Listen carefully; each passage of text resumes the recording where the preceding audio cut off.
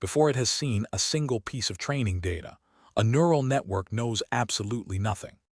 Its weights, those billions or trillions of numbers that eventually encode language, vision, and reasoning, are set at random, pure noise. The network that will one day write poetry, diagnose cancer, and translate speech in real time starts out as a machine that cannot do anything at all. And here is the part that should genuinely stop you. It learns everything, every pattern, every nuance, every rule, by failing over and over again, measuring exactly how wrong it was and nudging itself, one tiny adjustment at a time, until the failures become smaller and smaller. That process has a name. It has equations. And once you see it clearly, artificial intelligence stops feeling like magic and starts feeling like something even more remarkable. A simple, elegant loop of trial, measurement, and correction, scaled to a breathtaking size. This video is about the mechanics underneath every modern AI system, from the image classifier on your phone to the large language models that have reshaped how we interact with computers. We are going to walk through exactly three things. First, how a neural network takes in information and produces a prediction, a process called forward propagation. Second, how it measures the size of its mistake using something called a loss function. And third, how it traces that mistake back through every layer of the network and figures out which connections to adjust and by how much, the famous backpropagation algorithm. Intuition comes first. Equations come second. By the end of this video, you will not just know what these concepts are, you will understand why they work. Think of a neural network as a series of connected decision stages. Each stage is a layer, and each layer contains individual units called neurons. A neuron does one job. It receives a collection of numbers, combines them in a specific way, and produces a single output number that gets passed forward to the next layer. How does a neuron combine its inputs? It multiplies each incoming value by a corresponding weight, a number the network has learned, adds them all together, and then adds one more number called a bias. Weight controls how much influence a particular input has. The bias allows the neuron to shift its output up or down, independently of the inputs. That operation, inputs times weights plus bias, has a compact mathematical form. We call the result the pre-activation of the neuron, typically written as z. Z equals w times x plus b, where x is the input vector containing the values arriving at this layer. W is the weight matrix, whose entries encode learned connection strengths, and b is the bias vector. For a layer with three input connections, the weight matrix is a 3 by 3 matrix with first row w sub 1-1, w sub 1-2, w sub 1-3, second row w sub 2-1, w sub 2-2, w sub 2-3, and third row w sub 3-1, w sub 3-2, w sub 3-3. Each row corresponds to one neuron in this layer. Each column corresponds to one input. Every entry w sub ij is a number the network has learned, or is still in the process of learning. This is where all of the intelligence of a neural network ultimately lies, in these numbers. If a neural network were only stacking weighted sums on top of each other, something mathematically unfortunate would happen. Any sequence of linear operations can always be collapsed into a single linear operation. 100 layers of matrix multiplication would be exactly equivalent to one. The network would be no more powerful than drawing a straight line through your data. Real-world data is not a straight line. Images, speech, and language all contain curved, tangled, wildly nonlinear structure. To capture that structure, we feed Z through a nonlinear function called an activation function, which produces the neuron's final output, A. The sigmoid activation function is defined as A equals sigma of Z, which equals 1 divided by 1 plus e to the power of negative Z. The sigmoid function squashes any real number into the range 0 to 1, which makes it interpretable as a probability. If Z is a very large positive number, A approaches 1. If Z is a very large negative number, A approaches 0. In between, it produces a smooth, S-shaped curve. The sigmoid was the dominant activation function for decades, but it has a critical weakness. In deep networks, its gradients shrink towards zero as they travel backward through many layers. This is a problem called the vanishing gradient, which can effectively stall learning in the early layers.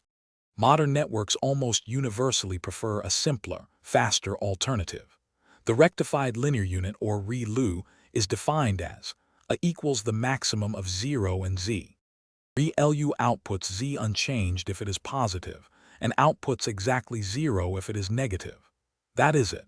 This deceptively simple function does not saturate for positive inputs, so its gradient is always either 0 or 1. A gradient of 1 passes the error signal backward cleanly without shrinking it, and that property is largely responsible for making it practical to train networks with dozens or even hundreds of layers. According to sources including Nair and Hinton's 2010 paper and the work of Michael Nielsen, 4 common activation functions compare as follows. Sigmoid maps inputs to a range of 0 to 1, but suffers from a vanishing gradient for large absolute values of x. Tan maps inputs to a range of -1 to 1, but also suffers from a vanishing gradient for large absolute values of x. ReLU maps inputs to a range of 0 to infinity, but can suffer from the dying ReLU problem when neurons receive persistently negative inputs. Leaky ReLU maps inputs across the full range from -infinity to infinity, and addresses the dying ReLU problem by allowing a small but non-zero slope for negative inputs. Imagine you are deciding whether to bring an umbrella. You weigh several inputs: the weather forecast, the time of year, whether yesterday was rainy. Each factor matters, but not equally. The forecast might get a high weight, the day of the week might get a very low weight. You add up all those weighted considerations, check them against your personal threshold, which is the bias, and either decide yes, umbrella, or not today. That threshold crossing decision is exactly what an activation function is doing, mathematically, for every neuron in every layer. Once the input data has passed through all the layers and the network has produced a prediction, which we call y-hat, we need a way to measure how far off that prediction is from the correct answer y. That measure is the loss function, and it is the engine that drives all learning. Without a loss function, the network would have no direction. The loss function converts the vague notion of being wrong into a precise, single number. The lower that number, the better the network is performing. For tasks where the network predicts a continuous value, such as estimating the price of a house or predicting tomorrow's temperature, we typically use mean squared error. The mean squared error loss equals 1 divided by n, times the sum from I equals 1 to n of the quantity y sub I minus y hat sub I, all squared. Here, n is the number of training examples in the current batch. Y sub I is the true target value for example I, and y hat sub I is what the network predicted. We square the difference for 2 reasons. It makes all errors positive, so underestimates and overestimates do not cancel each other out, and it penalizes large mistakes far more heavily than small ones. A prediction that is off by 10 incurs 100 times the loss of a prediction off by 1. For classification tasks, such as deciding whether an image shows a cat or a dog, or whether an email is spam or not, we use a different loss function designed for probabilities. The binary cross-entropy loss equals negative the quantity, y times the logarithm of y hat, plus 1 minus y times the logarithm of 1 minus y hat. Here, y is the true label, either 0 or 1, and y hat is the network's predicted probability that the label is 1. The logarithm is the key mechanism. If the network says it is 99% sure this is a cat but it is actually a dog, the term log of 1 minus 0, 99, which equals log of 0, 0, 1, produces a very large positive penalty. Being confidently wrong is catastrophically expensive, which is exactly the point. The loss function forces the network to earn its confidence. Think of the loss function as the harshest teacher you ever had. She does not just tell you that your answer was wrong, she gives you a precise numerical score for exactly how wrong it was, and that score shapes every correction you make before the next test. A small loss means you were close. A large loss means you were far off. And crucially, the score is designed so that getting something spectacularly wrong hurts far more than getting it slightly wrong. That asymmetry is what makes the network take big mistakes seriously. We now have a number that tells us how wrong the network is. What we need next is a strategy for making that number smaller. This is where gradient descent enters the picture. Picture the loss function as a landscape, a hilly, many-dimensional surface where every point represents a particular configuration of the network's weights, and the height at that point represents the loss for that configuration. Our goal is to find the lowest valley, the combination of weights that minimizes the loss.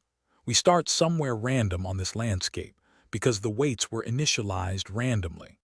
Now we need to walk downhill, but we are navigating in the dark. We cannot see the whole landscape at once. All we can do is feel the slope of the ground directly beneath our feet and take a step in the direction that goes most steeply downhill.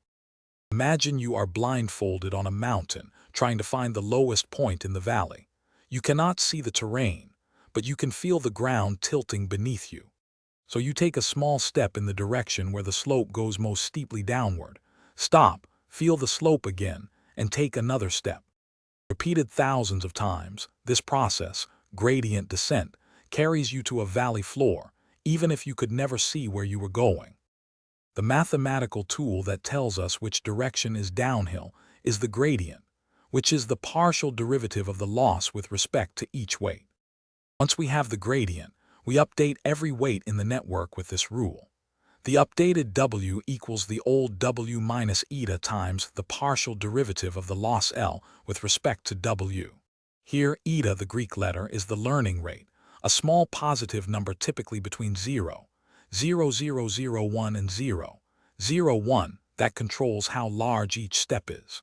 The partial derivative of L with respect to W is the gradient. It points in the direction of steepest ascent on the loss landscape. By subtracting it, we move in the direction of steepest descent. The learning rate is critical, too large, and we overshoot the valley floor and bounce around chaotically, too small, and our progress toward the minimum is agonizingly slow. We know how to update weights once we have the gradient, but here is the problem. How do we calculate the gradient for every single weight in a deep network? A modern network might have millions or billions of weights stacked across dozens of layers. The loss is computed at the very end of the network, after the final layer. How does a weight buried 5 layers earlier know how much it contributed to the final mistake? The answer is backpropagation, short for backward propagation of errors. Published in its modern form by Rumelhart, Hinton, and Williams in their landmark 1986 paper, backpropagation is the algorithm that makes deep learning practically feasible. Its secret weapon is a rule from calculus, the chain rule. A neural network is a chain of nested functions. The loss depends on the output of the final layer, which depends on the layer before it, which depends on the layer before that, all the way back to the input. Chain rule tells us how to differentiate a composition of functions.